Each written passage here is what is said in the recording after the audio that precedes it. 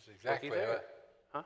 I thought it was exactly 11. Yeah, the time changes and now the clock is fixed. That's got to be Ken did that for us, so thank you, Ken. That's fantastic. Usually we sit down here and think, oh, we're running late and the clock is 2 minutes fast, but today we've got to finish when it says 11 because it really is going to be 11. Right. Welcome back. Glad to be back. Glad to be seen. I was critiqued on one thing last week. I said that you worry about your worrying, and you worry about that. And somebody thought that was funny. And I said, well, what I meant was this wrestling and turning at night when you're restless is you fretting about things that I wish we could bring more peace to you to not fret about those things. That's what I was trying to say. So if you heard me last week and wondered what in the world I meant, that's what I meant. Okay. So we're so glad you're here, and we miss you when you're not here. Well, appreciate it, but it's obvious that Stan can handle it without me being here. So he comes well prepared every week, and so we better get started. Yeah, we should. We've got like 77 slides or something crazy. So we'll not really. Only have like 71. They didn't give you many pictures today in the sermon. Usually so we will. So we'll give you pictures out the years. We'll give you a lot of pictures. So we are looking at Daniel 3 and Daniel 6. And what we wanted to stress in Daniel 3, I think, is everything that was said was very good and helpful and really kind of funnels into our thoughts as well. But this was a call to volunteer martyrism. You know, this was basically, if you believe in Yahweh and don't denounce him, then you're going to be put to death, which I thought John did a good job of stating. And really, if we read the story through that lens, then a lot of this stuff, I think we can suggest some things as we go through these slides on like why the furnace was heated up 7 times and that kind of thing that maybe the sermon this morning just didn't have time to get to, because that was a lot of information this morning from chapter 3 and chapter 6 in a short amount of time to try to get across. So we're calling this faith and belief so potent that one will lay down their life. That's really what both chapters, both tests are doing. Shadrach, Meshach, and Abednego are asked to lay down their life with no expectation that they'll just be either severely burned or have some, scars from being burned or smoke inhalation with COPD or something. And Daniel's not thinking he'll just be maimed by the lions, rather.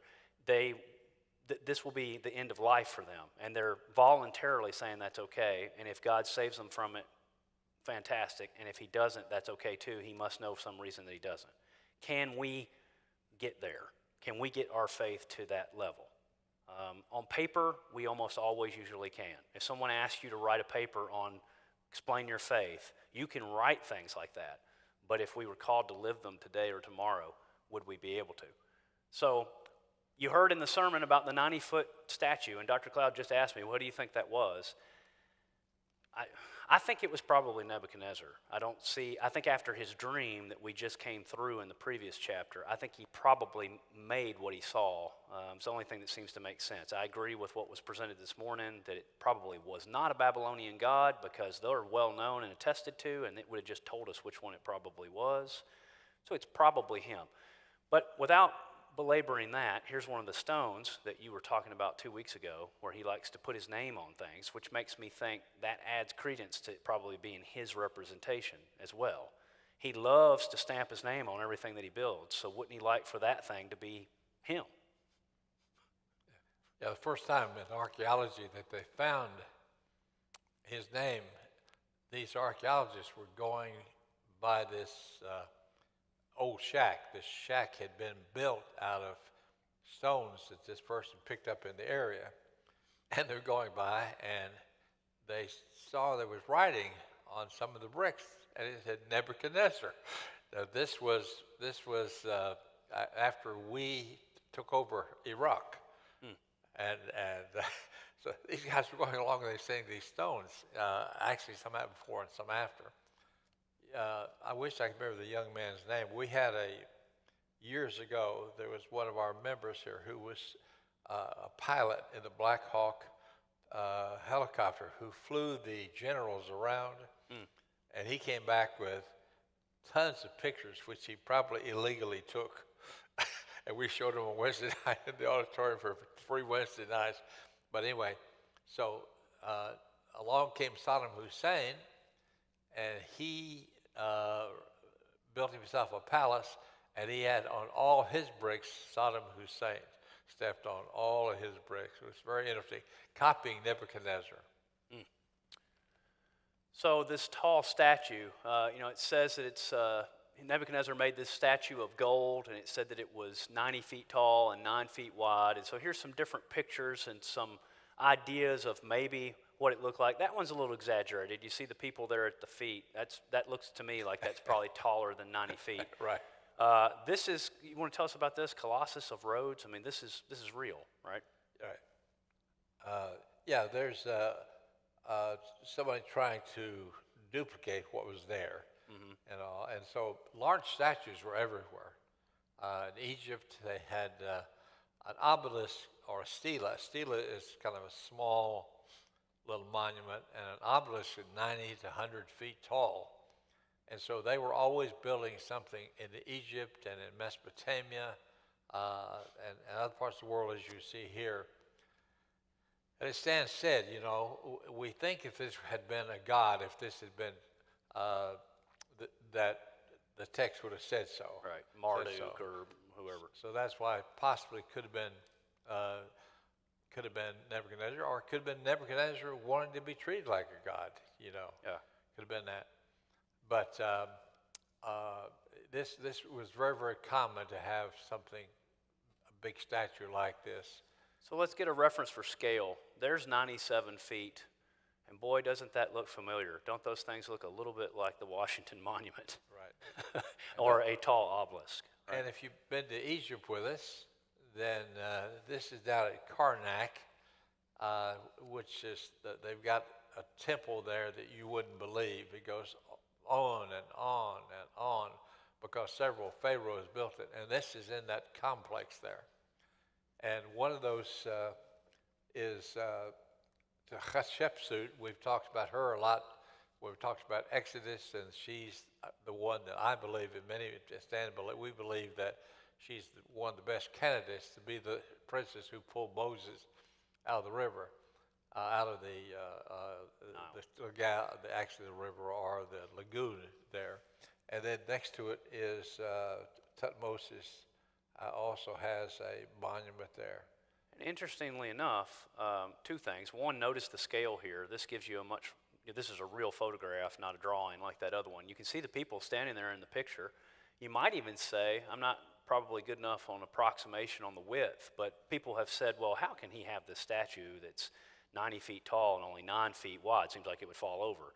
Well, that's not too much wider than 9 feet. That might be 12, but I mean, it's possible to have something tall and slender that would be 90 feet tall because there's two things right there that match that. Right. The other interesting thing is when you're saying these things were known, these were actually known. I don't know if they copied this. Probably don't have my time in my head off the top of my head at the moment, but you've got Boaz, the column in front of Solomon's temple, and the other column, which that name has slipped my mind at the moment. But those two are sort of like these two, except for Yahweh, right? Right. So this is not anything foreign. This is actually just things that seem to be in different cultures for their different deities the same way. And then here's another one. Here's 80 feet tall, and you can see the people there and how on that landscape, how much it actually stands out. So this would be something easy to see, this 90-foot tall statue that Nebuchadnezzar has erected.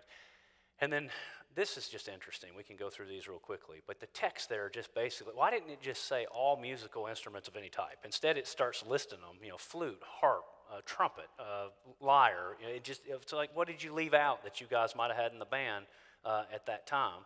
And so we got some pictures of some of those. These are bronze horns that were found in Tutankhamun's pyramid. Here's a silver flute. Here is a lyre.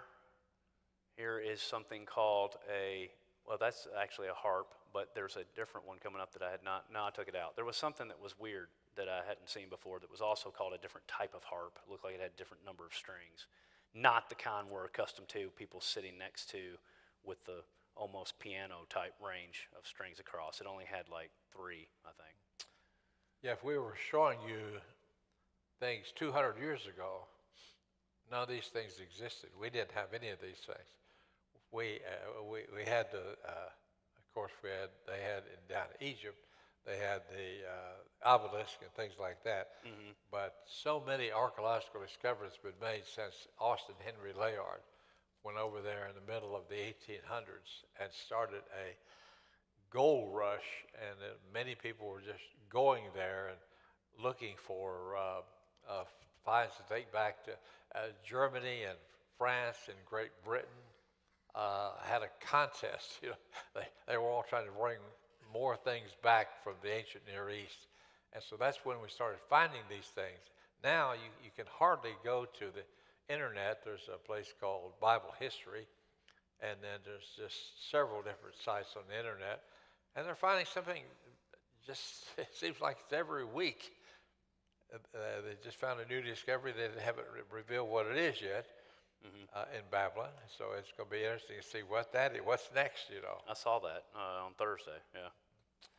So whoever does not fall down and worship when these instruments, when this music is played, will be thrown in the fiery furnace. I'll just leave that there. It's interesting that I think sometimes that some of that stuff still happens today. We just don't have the threat of the fiery furnace. But the fiery furnace has a bunch of argument over how, and I never thought about it. I started reading some of the different viewpoints on the fiery furnace, and I thought, why are these people arguing about this? But one scholar made one comment that made a whole lot of sense. What type of furnace would it be that you could see into it after you had put people in it? And I thought, oh, yeah, I didn't think about that. I mean, we normally think of something in the basement somewhere, that, a wood-burning stove or something. You open the doors, you throw the stuff in there, and then you shut it, and the fire is contained inside it. Well, then Nebuchadnezzar wouldn't have been able to look in and see that the fourth person was walking around unless he reopened the doors. And it doesn't say that. It just says he looks in. So some people drew it this way, where it was this thing that was actually, I guess, had open windows. They didn't have glass, but openings that you could actually still see into it, what was being burned. And I hadn't really considered that. So that was one artist's rendition. What's happening here is they're showing you different pictures of there were certain Jews, the text says, that refused to worship.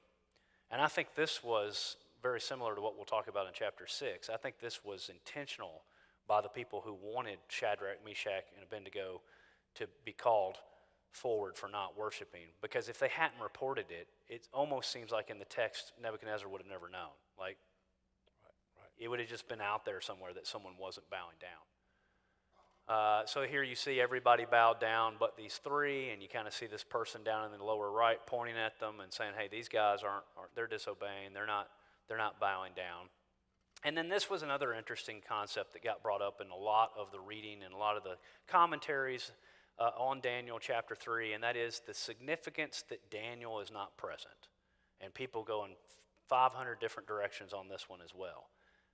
But what I liked was that even though it sparks this imagination of commentators, and they suggest perhaps he could not attend the dedication due to him being sick or something else, some people just suggest that he might have been watching from a distance. He might have just not been in the same place that they were in, or he might have been indisposed for some reason on something else Nebuchadnezzar had him doing, and he wasn't out in the public eye when this particular time the music played and everybody bowed down took place. Yeah, he was a very important person. He could have been sent on a mission. He could have been sent to the far reaches of the empire, being someplace else, doing something for Nebuchadnezzar, but he's not there. Right.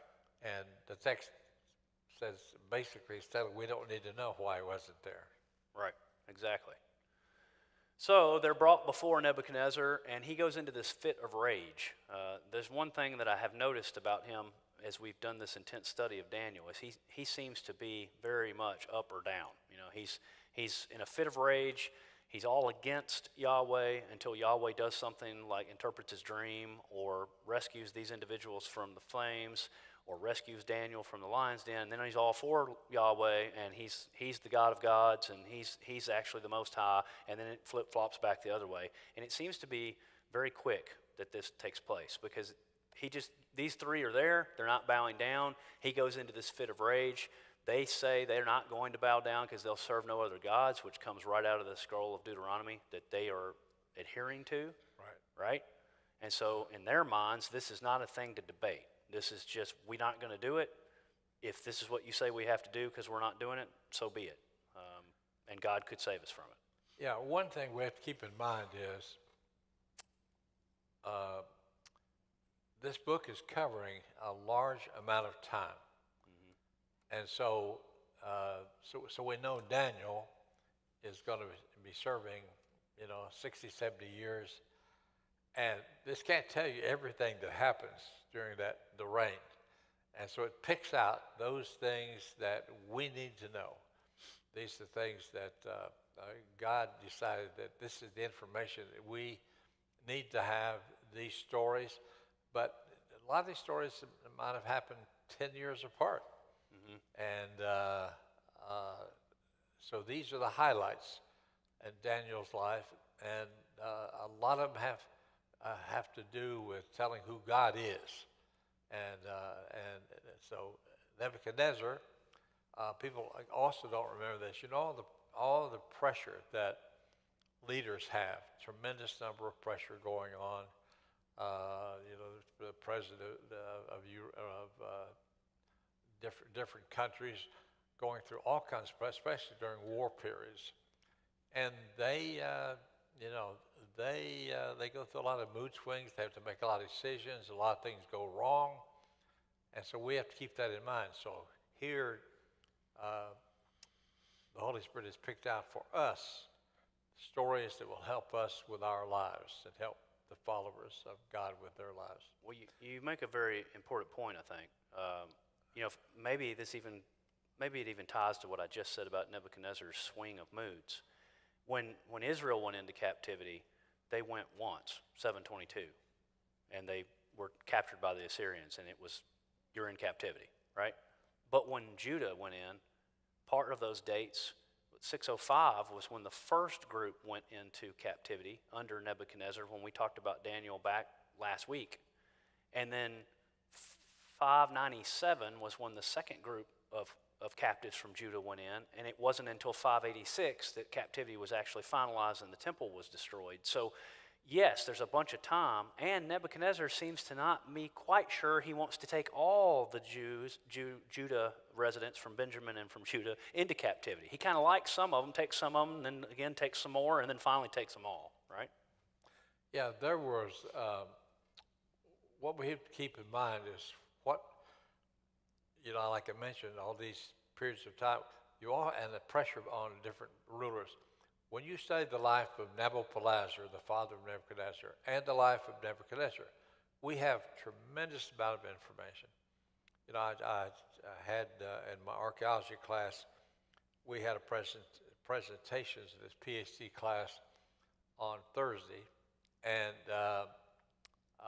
one of them made a presentation on Sennacherib, and I said, we are blessed to have 3 different stories about Sennacherib. But I said, let me just read to you. So I just highlighted page after page of information. Sennacherib's first campaign, his second campaign, his third campaign. We have all these tremendous number of records on these people, and people do forget that. And one of the problems that people like Nebuchadnezzar had, or his father Nabopolassar, always revolts, always something happening. Always a kingdom, always someone wanting to kill somebody and take over the throne. Sennacherib was assassinated by some of his sons, and another son came in and took over. Nebuchadnezzar,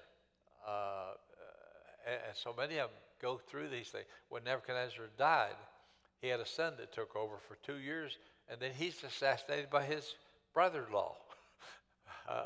Another son-in-law of Nebuchadnezzar.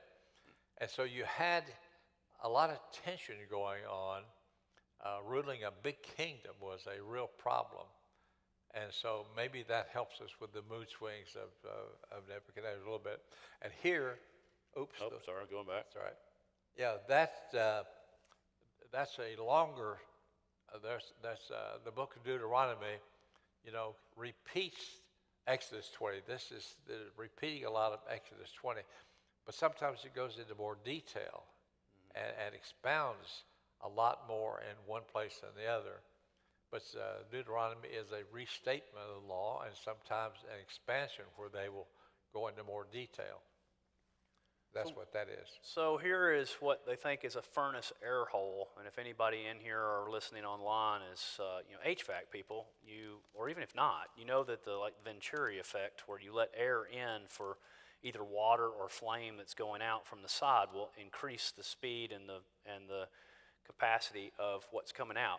So from a technical view, you can find a picture like this with that type of explanation. But I'm not sure we have to get all caught up in that, because I think there's something else. I'd be interested to see what you think. Like John Micah said, did they have some kind of temperature that they could tell they'd turned it up 7 times? Why 7 times? Did they just want to make sure that it was super, super hot? Well, if it was meant to burn someone up, does it matter how hot it is? You're going to burn up at either this temperature or this one. It's not like at this one you would just become a French fry, and at this one you would become dust, right? I think it's 7, saying that it was holy death. It was like the furnace was heated to the Utmost. the utmost, and 7 being the number of completion. It could not be any hotter, and it was going to be completely consuming, which is what we see when the men who try to put the 3 in there get burned up and die just by trying to get them in, is how hot it is. So I'm not sure it's a Fahrenheit number. It's more of a 7 times, meaning just this is instant death by fire. Yeah, that's a good solution. And then there's other interesting things I thought you might be able to shed some light on. So they didn't have time, the other guys didn't have time this morning to talk about this level of detail, but when you're reading that story, you see things that most of the time you just kind of read past and say, well, I don't know about that. I guess it's just detail for the sake of detail. But I don't believe so. When it says that the 3 men were bound in their cloaks, their tunics, and their headgear, and their other clothes, we stop and pay attention to that, because this is Nebuchadnezzar's, I think his rage is showing again. Normally, it seems that the prisoners would be stripped before being executed, and in this particular situation, Nebuchadnezzar has acted so rashly, they don't even have time to do that. He's like, don't even bother with the normal process, just get it done. So they're left fully dressed, and then they're just bound with all their clothes on. Yeah, very expensive clothes. They're high-ranking officials. Yeah. So, we read that, and we don't realize the significance of it. And so, because the king's command was urgent and the furnace extremely hot, so that would be why they didn't have time to follow a normal procedure. And then the flames were so intense and so hot that the men escorting Shadrach, Meshach, and Abednego were killed instantly upon throwing them into the furnace. And this is an important observation, because the furnace is certain death, but Yahweh is life and can protect from death, even defeat it.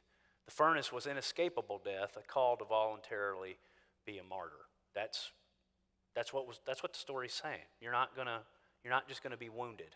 And then there's all these findings. If someone were to say, well, this could just be a fable, this isn't even necessarily a real story. Well, there's plenty of archaeological evidence of people who have carved or have reliefs of this scene, and here's one of them. This is from a sarcophagus relief, 3 youths in fiery furnace from 4th century AD. Here's another one, 3 youths in furnace from near St. Sebastian in Rome, 4th century AD. There's the person, I guess, on the outside stoking the fire. I don't think they're suggesting that that's the 4th person in the fire. But I'd never seen these. This is pretty fascinating that these things are out there, memorializing this story. So, who shows up in the furnace with Shadrach, Meshach, and Abednego? Well, a mysterious person, and we're going to discuss that in detail. Some people think that the painting or the impression should be like this, and you can tell from this particular picture that somebody is really trying to emphasize that this is Jesus. But we have to stop and think before we use terms like that. Jesus of Nazareth is a human being that started life as a baby when Mary was told that she would have a child by the Holy Spirit, right? So it can't be Jesus of Nazareth, because Jesus of Nazareth hasn't been yet, right? Correct. But it can be Yahweh in an embodied form, just like he wrestled with Jacob, just like he appeared to to Hagar, just like he appeared to Abram and Sarai, and later we're going to see him in here as well, just like he appeared to Joshua. All these times that the text says this is the angel of the Lord, and then later we're told that was the being that could retain or forgive sins and led them out of Egypt by fire and by pillar. So where I think people get hung up is they think for some reason, I haven't really figured this out, but they think for some reason that if God is ever in the flesh of any kind, it has to be Jesus. There's a big difference between Jesus being a human life that started and ended with birth and death, versus what angels do every time they come here, right? Angels, we don't know how exactly it works, but they come here with a body and they make announcements like to Mary, and then they get called back to heaven or however they go between what we can see and what we can't see. Well, if they're a created being by Lord God Almighty who made everything, and they can do that, then why could the Creator who created them not be able to do that? And the answer is, of course he can do it. And when he does it, he's not being born as an infant and then having to live until he becomes that being that's there. He comes at that particular point, just like Gabriel does, just like Michael does, just like any other angels do.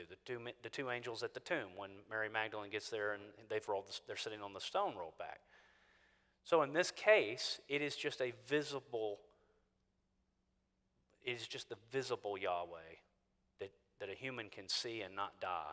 It's not what Moses got hidden from as the glory passed by of the Father. It's what Jacob wrestled with. It's what Joshua saw as the commander of the Lord's army. Or he could have sent an angel. He could have. Yeah. So those are the two things you'll see people doing. But the thing that Bible translations do, I looked at about 30 translations, and about 5 or 6 of them capitalized the S and made it Son of God, wanting to make it Jesus. But there is, as Stan has already pointed out, there's, it's something divine. And we know, like in the story of Joshua, we know that the angel of the Lord was actually the Lord, because Joshua bows down to him, and he's not stopped. An angel would always say, whoa, whoa, whoa, Right. whoa, whoa. Just bow down to God. Don't bow down to me. And you just gave me chills, because he also says to Joshua, take off your sandals, for you're standing on holy ground, which is the exact same phrase that he said to Moses at the burning bush. So, right. Yes, but to your point, what I think here is, and I don't know why I ended up with that extra space down there, sorry, but the fourth is like that of a son, lowercase, singular, a son of the gods. That's what I think Nebuchadnezzar actually said. Yeah. And if you think through it, it makes a lot of sense, because he's looking in there saying, whoa, there's something non-human in there. He's being informed by his pantheon beliefs of the gods, and he's saying that there is a son in there that looks like he's from one of the gods. He would have no reason to think Son of God, capital S-O-N, Jesus, because he doesn't even know that story, nor has Jesus been here yet. Right. And the sojourner of the cross, and our English translation, it says, truly this was the Son of God. Well, you have to believe that this soldier has had some kind of reason to think that. Probably, the Greek says, a son of a God. He's probably simply saying, surely this person is acting like a divine being. And you got to determine who's speaking. And as Stan points out, it's Nebuchadnezzar speaking. And this has to come out of what he thinks. Right, and his belief system. So we looked at a couple of translations just real quickly, just looking at that last clause. The NIV says, like a son of the gods. So we think this time the NIV nailed it. The NLT says, looks like a god, which probably can't really substantiate that one. The King James says the fourth is like the Son of God, as Dr. Cloud has said, capital S, as if you would understand, reading this story at that time, that was even going to happen. I mean, the fascinating thing is that would actually be more interpreted at that time as Israel, because God called Israel his son and said that in Hosea 11:1 he called his son from Egypt. So that would not be Jesus. That would be the nation of Israel. So even that opens up an interesting can of worms. Two versions had, and so Nebuchadnezzar saying, "Oh, that looks like an angel of God." Well, Right. when has Nebuchadnezzar ever seen an angel of God? Right. Right, exactly. And then the New King James really didn't do anything for us. It changed some of the other words and still left Son of God exactly the same way as the King James did. And the NASB, the New American Standard, says like a son of the gods. So just like the NIV and what we're saying, we think that's the right translation. This whole section is in Aramaic, and so it has. So I looked to see what it had, and it said bar. Bar is the Aramaic word for son of. Remember, Jesus said to Peter, "You are Bar, you are Bar Jonah. Simon Bar Jonah." Yeah. And sometimes the New Testament uses it. The Hebrew word ben is the form for son, and the word bar is the Aramaic form for son. Yeah. And again, people say, sometimes they spell Nebuchadnezzar with it. Nebuchadnezzar, and sometimes they spell it in your translation as Nebuchadrezzar. The reason is, in Akkadian, some D's become R's, and some N's become R's. And so when it says, it'll be a Hebrew section will say Nebuchadnezzar. It'll be an Aramaic section that says Nebuchadrezzar. I know you're excited about these details, but just anyway. remember it's the same person. So tell us about the number 4. When I was putting this together, and you sent this picture, and then you sent this one, what are you suggesting here that the 4 men unbound in the furnace parlay over into these? No, I was just trying to show you again. We could have put this back with all this stuff. This is Ramses the Great down at the lake, Lake Nasser, and he is. They've got him. He was sitting there 4 times, and he is 70, 80 feet tall. That's actually. Okay. Yeah, I'm just trying to show the. It just happened to be 4. I thought maybe they were trying to tie into the number 4 somehow too, because that's him 4 times, and his wife is down there next to him somewhere, right, standing at basically his ankles. It's hard to make out, but she's that being that's at his ankles between his feet on all 4 of those. Yeah, the main wife is in here. He had a famous main wife, but she gets little statues, right? compared to his. Yeah. I mean. So Nebuchadnezzar understands that this rescue from the fire could only come through the intervention of the three men's God, which he's pretty sharp when he calms down a little bit. In other words, this is an impossibility. Furnace is 7 times hotter. Everything is set for where his own men died. That's even interesting, is every time we see those of Yahweh are protected, we also see those that are not of Yahweh not protected. So it's not like the fire was inadequate. It wasn't like there was something wrong with the fire that it wouldn't have killed anybody. It killed the men who tried to put them in. It didn't kill Yahweh's people. And we're going to see in Daniel chapter 6, the lions didn't kill Daniel, but they did kill the people who had gone into cahoots to put him in there. So Nebuchadnezzar figures this out and says, this has to be from your God. There's no other explanation, because all the evidence is around that they should have been burned up. And so then he starts praising Yahweh. And this is in response. I went back and looked at previous verses. This is in response to what he had said previously. He had mocked them, saying, yeah, well, what God's going to save you? As if there's not one that can. And now he knows. Their God sent his angel, which is what it says in Hebrew, his angel into the fire to preserve their lives. And Nebuchadnezzar recognized the 4th person in the fire was divine, as you said. And so this pagan king proclaims, no other God can save in this way. And that's kind of what chapter 3 story crescendos with. And we move to Daniel chapter 6, but fascinatingly enough, there's another connection here. Daniel was not present in chapter 3, and the scholars want to know where he was. Well, Shadrach, Meshach, and Abednego aren't present here, and nobody asked where they are. I thought that was kind of funny. And then Daniel 3:12 seems to indicate there's some cahoots going on to get Shadrach, Meshach, and Abednego called on the carpet to be thrown in the furnace. And in 6:6, same thing with Daniel. These magicians and these other sorcerers and people in the king's service don't like him, and they want to frame him. So they come up with, if I'm not mistaken, something that hangs off of the Code of Hammurabi, right? That once the king has written it, it cannot be changed, it cannot be redacted, it cannot be withdrawn, right? And they think, great, they know Daniel, and they know if they get this done and convince the king to do it, they'll frame him.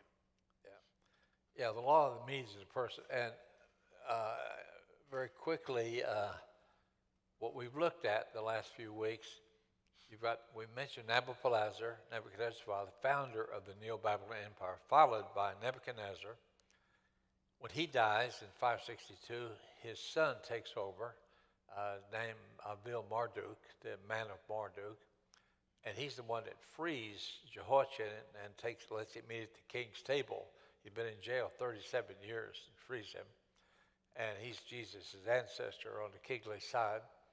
And then when he died, then he is assassinated after 2 years by his brother-in-law, Nergal-Esar, whose name, by the way, appears in the book of Jeremiah.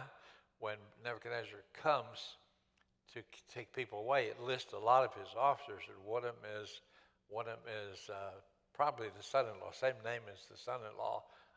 And then Nabonidus comes along, and he reigns a while, but he, as we mentioned in class, he goes away to Haran and goes to Tema. He's gone 10 years, and he leaves his son Belshazzar on the throne, or at least as co-regent of some way, and he's the one who dies when the Persians come. And then it mentions Cyrus the Great, and it also mentions Darius the Mede. And just like years ago, people said the Bible missed it here. Here's a mistake. We know that Nabonidus was king when the empire fell, and that was true. But this Belshazzar guy's just a made-up guy. And all of a sudden they started finding all these records of Nabonidus and Belshazzar, and they said, oh, yeah, and they found out what really happened. I think the same thing is going to happen someday here. Cyrus had a lot of connections with the Medes. Grandfather, there was a Mede. He married a Median woman. The Medes and the Persians, they kind of took turns of taking over, and finally the Persians now have totally taken over. And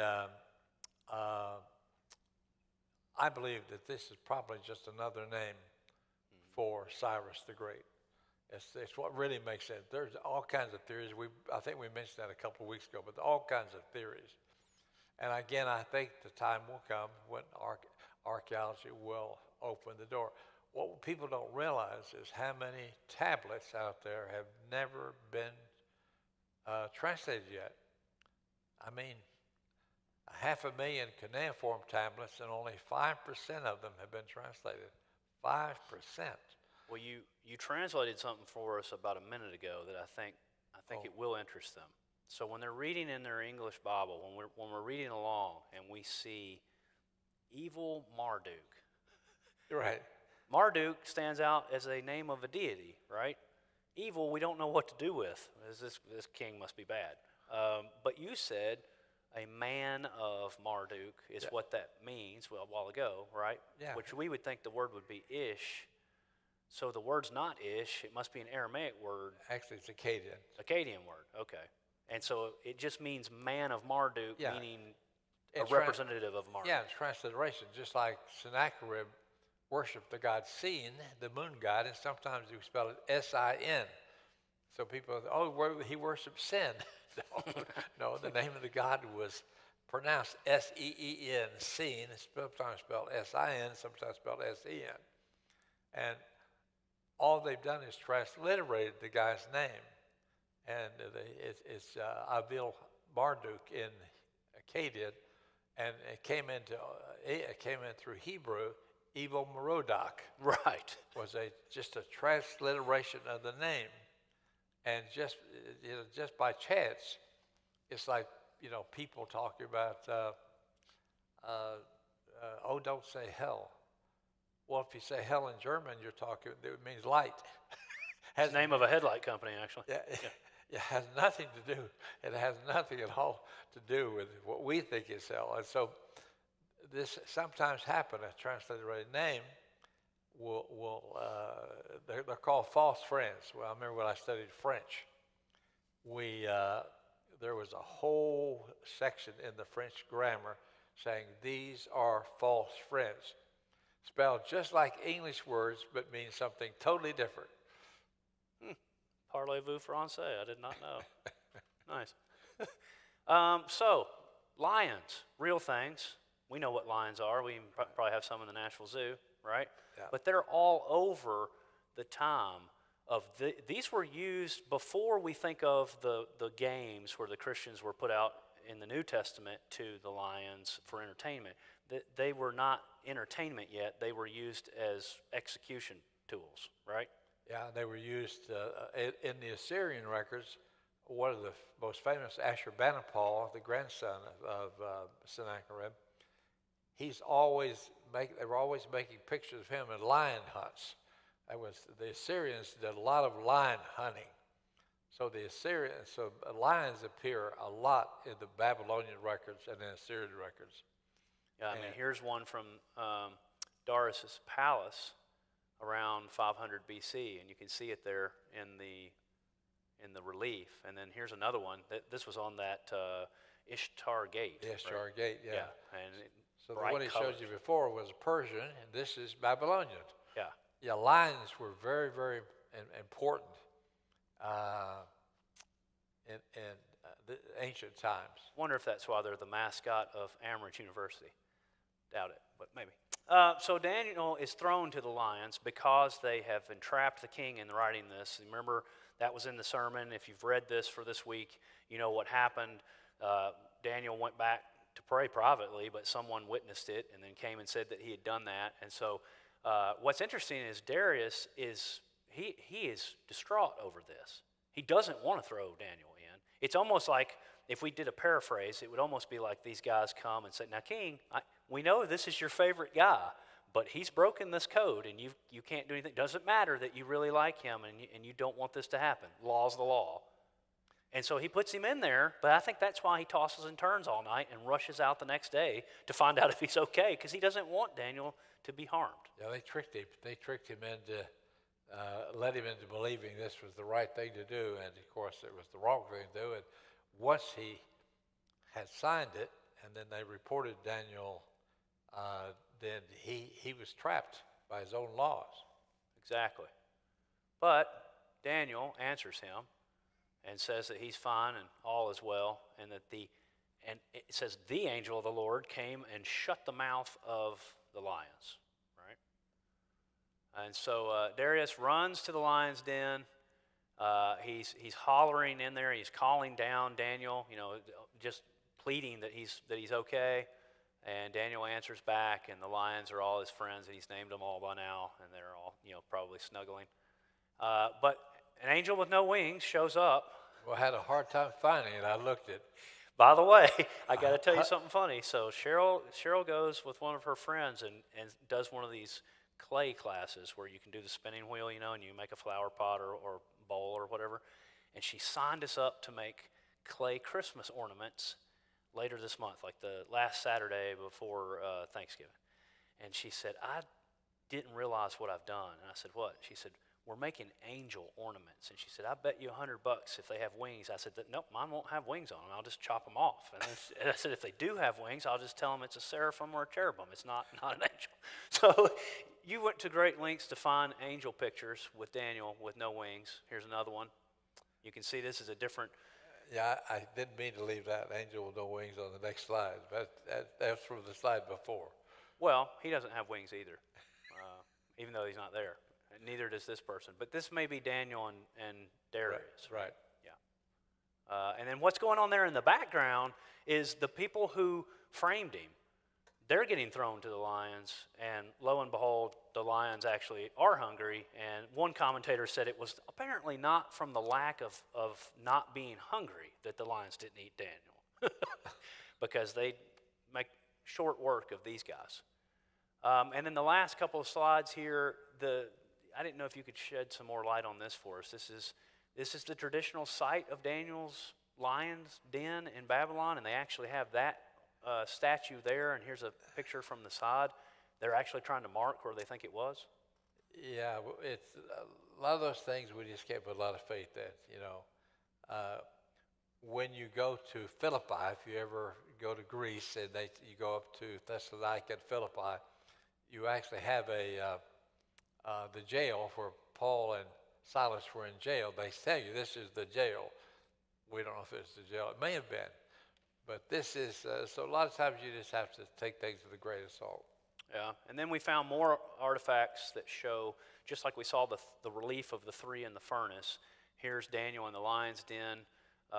This is from a synagogue ark around AD 450. Here is a silver, I guess, what would you call that? Relief? Sculpting, relief, yeah, of Daniel in the lion's den. So very similar to the others. And then this one actually has, this actually has Darius mentioned, and in Elamite, Akkadian, and Egyptian. It was an interesting find there. So like in chapter 3, Yahweh sent his angel in 622 into the lion's den to protect Daniel. So how can we have faith? Same question we asked at the beginning. How can we have faith and trust in Yahweh like Shadrach, Meshach, Abednego, and Daniel? What would it take for each of us to be willing to lay down our lives for Yahweh's reputation alone? And that's a hard question. I think that all of us have to sit with that individually and think through that. And that leads us to this week's prayer. Yahweh, we pray that in the difficulties and dangers that cross our path, we will stand firm in the faith and maintain our trust and hope in you. Thank you for the examples in Daniel of worshiping you alone, no matter the challenge faced. Give us courage and hope in the face of danger and wisdom when confronted by godless people. Thank you for our great salvation and the knowledge that Christ has already gained victory over death. Thank you for Jesus returning soon to crush the kingdoms of this world and reign over the new kingdom, the new heavens and the new earth, which are everlasting. We pray in Jesus' name. Amen. Have a blessed day.